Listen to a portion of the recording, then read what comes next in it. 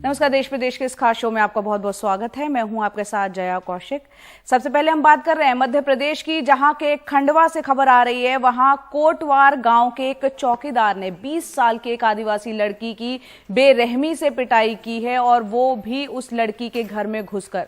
चौकीदार बबलू ने हमला उस वक्त बोला जब लड़की अपनी बहन के साथ घर में ही मौजूद थी। दरअसल पीड़ित लड़की ने चौकीदार से शादी का जो प्रस्ताव उसने दिया था उसको मानने से इनकार कर दिया था, जिसके बाद सोमवार को उसने इस वारदात को अंजाम दिया।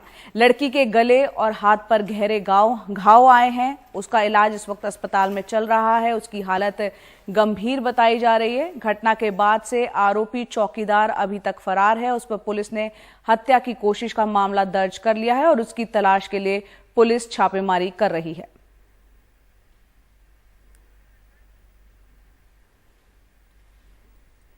लड़की का अभी ऑपरेशन वगैरह हो गया है, लेकिन अभी भी उसकी हालत संवेदनशील है और बाकी अभी आरोपी अभी हमारी गिरफ्त में नहीं आए, लेकिन हमारी पूरी टीम लगी हुई है। इसमें एक लड़का है, उसी एक ही समाज के हैं, लड़का और लड़की, और उस लड़के ने संभवतः शादी का दबाव उस लड़के बना रहा था और नहीं मानने पे उसके खिलाफ जानलेवा हमला। मेरी की बच्ची के साथ में ये गांव के कोटवार ने दर्दनाक हादसा किया है। पहले छोटी मोटी थोड़ी सी बातचीत हमारी हुई थी। इसका काम था कोटवार का गांजा पीना, दारू पीना और गाली गलौज करना, ऐसी कुछ हरकतें करी थी उसने। तो उसको मैंने कुछ समझाया था। मैंने गांव के सचिव को बुलाया था, सचिव के सामने उसको समझाया, एक बार समझा दिया। उसके बाद फिर इसने यही असद हो रहा है। तो आज हम लोग थोड़ा कार्यक्रम था हमारे भमोरी में दीदी के घर, वहाँ चले गए थे। उसने देखा कि आज मौका अच्छा है, घर में कूदा, दीवार फांद के अंदर आया और मेरी बच्ची को चाकू से बिल्कुल मार दिया। बच्ची को गले में मारा हुआ है, गला काट दिया और हाथ में काट दिया है और उंगलियां काट दिया है, पेट में लग गया है। ऐसे आदमी को तो सख्त से सख्त सजा होना चाहिए। ऐसे आदमी को तो फांसी दे देना चाहिए। और इस वक्त हमारे सहयोगी अनुराग द्वारी हमारे साथ जुड़ रहे हैं। अनुराग, हमने पीड़ित परिवार को सुना, किस तरह से बता रहे हैं इस घटना को अंजाम दिया, और वो शख्स जो चौकीदार है वो पहले भी इस तरीके की कुछ घटनाएं करता रहा है। उस शख्स के बारे में क्या कोई सुराग मिल पाया? और दूसरा, इस वक्त उनकी बच्ची की बात जो कर रहे हैं, 20 साल की जो युवती है, उसकी हालत अभी कैसी है?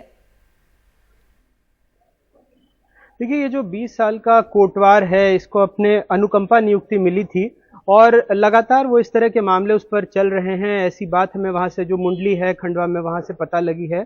जो जिले के एसपी हैं, उन्होंने बताया है कि जो बच्ची को भले ही अस्पताल में उसको भर्ती करा दिया गया है और वो उपचाररत है, लेकिन उसकी हालत जो अभी गंभीर बनी हुई है। तो इस बारे में अभी कुछ कहा नहीं जा सकता, लेकिन लगातार एक के बाद एक इस तरह के मामले सामने आ रहे हैं जहां पर कोई भी अपना फितूरी, किसी भी किस्म का फितूर निकालता है और एक बिटिया को, जो 20 साल उसकी उम्र है, और उसको घर में घुस के जब वो पानी भर रही होती है तब उस पर हमला कर देता है और उसे इस अवस्था में पहुंचा देता है कि उसे जिंदगी और मौत से जूझना पड़ रहा है। मध्य प्रदेश सरकार लगातार बात करती रही है कि वो बेटियों को सुरक्षा देगी और लगातार कई प्रतीक यहाँ पर होते हैं। जब भी कोई सरकारी आयोजन होता है तो उससे पहले कन्या पूजन किया जाता है, लेकिन इस तरह के मामले कहीं ना कहीं साबित करते हैं। और हाल में ही जो फिर से राष्ट्रीय अपराध ब्यूरो रिकॉर्ड के जो आंकड़े आए हैं, वो बताता है कि कहीं ना कहीं मध्य प्रदेश महिलाओं को महफूज रखने के मामले में बहुत पीछे चल रहा है। और जो खंडवा की घटना है उसकी एक बानगी ही है। जया, खंडवा की घटना उसकी बानगी है और मध्य प्रदेश जो है महिलाओं की सुरक्षा में वहां कहीं ना कहीं एक सवालिया निशान खड़े होते हैं। बहुत बहुत शुक्रिया अनुराग इस पूरे अपडेट के लिए, और उम्मीद करते हैं 20 साल की युवती जिस पर वो हमला किया है वो जल्द से जल्द स्वस्थ हो और जो आरोपी है वो जल्द से जल्द पकड़ा जाए।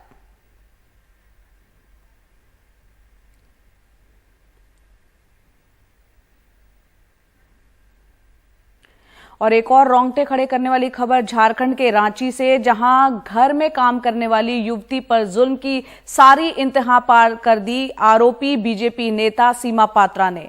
और अब खबर यह आ रही है कि बीजेपी से उनको निलंबित कर दिया था सीमा पात्रा को, उनको गिरफ्तार कर लिया गया है।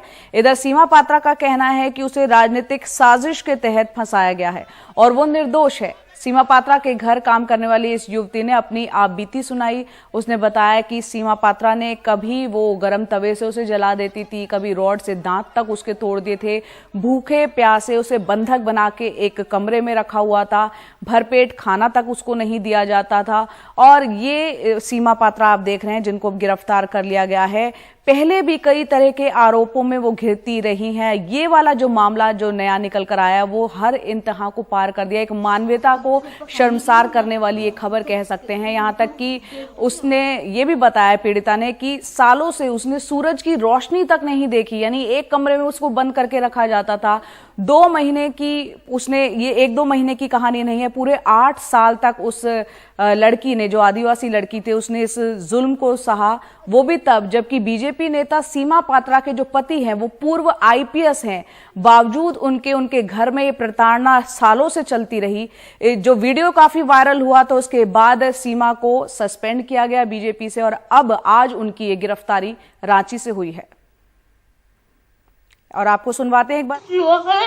हाँ, लोहा का उससे मारा। ना ठीक है। पहले पूरे दांत अभी हम देखे थे। है ना, हम चाहते हैं ना, जब ठीक हुए ना, हम आगे और पढ़ना चाहिए। जानते हैं जब पकानी गई ना, तब वो जो बेल्ट है ना उसको मारती थी। आपको उसका बेल्ट से ना। हाँ, और इजू ना छोटा और करती थी ना, कलछी से मारी है। वही मारी मैडम। हाँ, सीमा पता। हाँ, और जानते हैं भी जो गरम तवा चला के मारी। तो आज देश भर में धूमधाम से मनाई जा रही है गणेश चतुर्थी, और बप्पा के दर्शन के लिए मंदिरों और पंडालों में श्रद्धालु जुट रहे हैं। कई लोग उत्साह के साथ अपने घर पर आज गणपति को उन्होंने विराजमान किया है।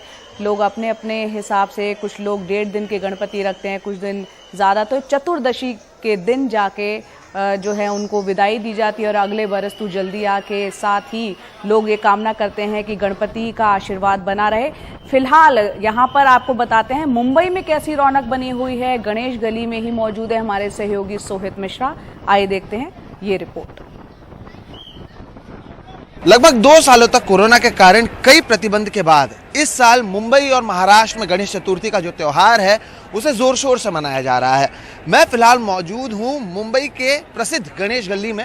जिस तरह से आप देखेंगे सुबह का समय है और अभी से ही बड़े पैमाने पर यहाँ पर गणेश मूर्ति की, जो बप्पा के दर्शन के लिए जो भीड़ है वो बढ़ती जा रही है। दूसरी तरफ मैं आपको बता दूं, एक और जो आकर्षण का केंद्र होता है वो होता है जिस तरह से सजावट की जाती है। और इस बार मुंबई के गणेश गली में काशी विश्वनाथ मंदिर की सजावट की गई है, और केवल मंदिर नहीं बनाई गई है, दूसरी तरफ अगर आप देखें तो गंगा घाट पर जिस तरह से आरती होती है उसके भी यहाँ पर कई सारे तस्वीरें लगाई गई हैं। गणेश गली की अगर बात करें, इसे मुंबई का राजा भी कहा जाता है। 95 साल से यहाँ पर गणेश चतुर्थी का त्यौहार जोर शोर से मनाया जा रहा है, और आप भीड़ देखें तो भीड़ लगातार यहाँ पर मौजूद है। और ये जिस मूर्ति के दर्शन करना है गणेश चतुर्थी के पहले दिन, उस मूर्ति के बारे में भी हम आपको बता दें। लगभग 23 फीट ऊंची जो ये मूर्ति है, सबसे सुप्रसिद्ध गणेश पंडालों में से एक है अगर बात की जाए मुंबई के राजा गणेश गली की। और सुबह से ही यहाँ पर बड़े पैमाने पर जो भीड़ है वो देखने मिल रही है। अलग अलग शहरों से, अलग अलग ज़िलों से और अलग अलग राज्यों से भी लोग यहाँ पर गणेश चतुर्थी का त्यौहार मनाने आ रहे हैं। इसी तरह से अगले 10 दिनों तक जोर शोर से, और जो भीड़ है वो शायद और भी बढ़ती जाती है। अगर मुंबई के गणेश चतुर्थी की बात करें, मुंबई और महाराष्ट्र के लिए गणेश चतुर्थी सबसे बड़ा त्यौहार होता है, और त्यौहार के पहले दिन लोग सेल्फी लेते हुए नजर आ रहे हैं मूर्तियों के साथ, और साथ ही साथ अलग अलग जगहों से लोग यहाँ पर गणेश चतुर्थी का त्यौहार मनाने के लिए पहुँचते दिख रहे हैं। बड़े पैमाने पर लोग पहुँचे हैं, तस्वीरें खींच रहे हैं। क्या बूढ़े, क्या बच्चे और क्या लोग, सुबह सुबह से ही लोग यहाँ पर निकले हुए हैं, और गणेश चतुर्थी के दिन वो यहाँ पर जो गणपति बप्पा हैं उनकी आरती करते हुए दिख रहे हैं। आपको ये गूंज अगले 10 दिनों तक सुनाई देगी, जहाँ पर गणपति बप्पा मोरया, मंगल मूर्ति मोरया लोग कहते रहेंगे। कहाँ से निकले आप लोग, कभी से निकले हुए हैं? हम सुबह 7 बजे आए हैं। पहले लालबाग का दर्शन किए, मुख दर्शन किए। अब यहाँ पे हम गणेश गली के राजा का दर्शन के लिए आए। तो सुबह से ही आप लोग निकल गए हैं घर से? कहाँ से आए आप? हम बोरीवली से आए। बोरीवली से। तो मुंबई के अलग अलग जगहों की बात करें, महाराष्ट्र की या फिर राज्य, अलग अलग राज्यों से भी लोग यहाँ पर पहुँचते हैं। सुबह 7 बजे से पहुँचे। कहाँ से निकले आप, कहाँ से कहाँ पे? मैं मुंबई से, कोपर खैरने से। हाँ, सुबह से निकले? कभी से निकले? सुबह से निकला, सुबह से हम लोग। आप रात 12 बजे से कहाँ गए थे? वही लालबाग से और इधर। अच्छा, तो होता यह है कि जब लोग बाहर निकलते हैं 3, 4, 5 ऐसे प्रसिद्ध मंडल हैं जहां पर वो लोग जाते हैं और इसी तरह का जोश आपको अगले 10 दिनों तक देखने मिलेगा। गणपति बप्पा मोरया के जो नारे हैं वो लगाते हुए आपको नजर आएगा और इसी तरह की गूंज मुंबई और महाराष्ट्र में इस अगले 10 दिनों तक त्योहार में आपको देखने मिलेगा। मुंबई से कैमरा पर्सन प्रवीण जिरोहित के साथ सोहित मिश्रा, NDTV इंडिया। तो मुंबई की रौनक इस वक्त देखते ही बनती है, लेकिन गणपति बप्पा मोरया की गूंज किस तरह से कर्नाटक में सुनाई दे रही है उसका हम रुख करेंगे। हमारे सहयोगी नेहाल किदवई वहां पर है, लेकिन आपको बता दें 2 अलग अलग शहरों के ईदगाह मैदान में गणेश उत्सव शुरू होने से पहले पुख्ता सुरक्षा इंतजाम किए गए हैं। हुबली शहर के ईदगाह मैदान में कर्नाटक हाई कोर्ट ने गणेश पूजा की इजाजत दे दी। हाई कोर्ट ने धारवाड़ नगर आयुक्त के आदेश को चुनौती देने वाली याचिका को खारिज करते हुए कुछ शर्तों के साथ पूजा की इजाजत दी। मामले की सुनवाई करते हुए हाई कोर्ट ने कहा कि इसमें कोई विवाद नहीं है। वहीं दूसरी ओर बेंगलुरु के ईदगाह मैदान में गणेश उत्सव नहीं होगा। सुप्रीम कोर्ट ने यथास्थिति बरकरार रखने के आदेश दिए। करीब 2 घंटे की सुनवाई के बाद 3 जजों ने अपना यह फैसला सुनाया। और बेंगलुरु के ईदगाह मैदान में मौजूद है हमारे सहयोगी नेहाल किदवई, उन्हीं का रुख करते हैं हम। नेहाल, एक जगह इजाजत मिली है, दूसरी जगह नहीं मिली है, दोनों जगह किस तरह का माहौल है, आप वहां पर मौजूद है, बताएं। देखिए, ये बेंगलुरु के चामराजपेट का ईदगाह मैदान है। सामने ईद की नमाज के लिए मुसल्ला है जिसे कहते हैं, और उसके अलावा आप यहाँ पर देखिए कि सुरक्षा के कितने व्यापक बंदोबस्त किए गए हैं। Water cannon, rapid action force, इसके अलावा पुलिस के वरिष्ठ अधिकारी यहाँ मौजूद है। हर जगह से इसकी चारों तरफ से घेरेबंदी कर दी गई है कि कोई भी संगठन न आए। डीसीपी से जब कल हम बात कर रहे थे तो उन्होंने साफ शब्दों में कहा था कि सुप्रीम कोर्ट का आदेश है और अक्षरतः उसका पालन होगा। इस मैदान को लेकर के जो विवाद है उसमें सुप्रीम कोर्ट का यह कहना है कि यहाँ पर यथास्थिति बरकरार रखी जाए। यानी यहाँ सिर्फ 2 नमाज होती थी शुरू से ही, एक ईद की एक बकरीद की, और बाकी वक्त ये जो तकरीबन 2.5 एकड़ का जो एक ग्राउंड है इस पर क्रिकेट खेला जाता था। तो ये यथास्थिति है जो बरकरार रखी जाएगी। इसके अलावा अब हुबली धारवाड़ की बात करें तो हुबली धारवाड़ पर जो टाइटल सूट है मुस्लिम संगठनों ने उस पर अपना हक खो दिया। वो इसलिए क्योंकि 2010 में ही सुप्रीम कोर्ट ने साफ कर दिया था कि हुबली धारवाड़ पर माफ कीजिएगा हुबली में जो ईदगाह मैदान है जिस पर एक बार बहुत 1992-93 में तिरंगा को लेकर के बहुत हंगामा मचा था और उस वक्त तिरंगा यात्रा वहां निकली थी। उसके अलावा भी वहां पर तिरंगा यात्रा निकलती रही है। वहां पर जो दूसरे धार्मिक उत्सव है वो वहां पर होते रहे। धार्मिक उत्सव का मतलब है कि आसपास के जो मंदिर है उसको लेकर जो मेला लगता है वो वहां पर लगता रहा है।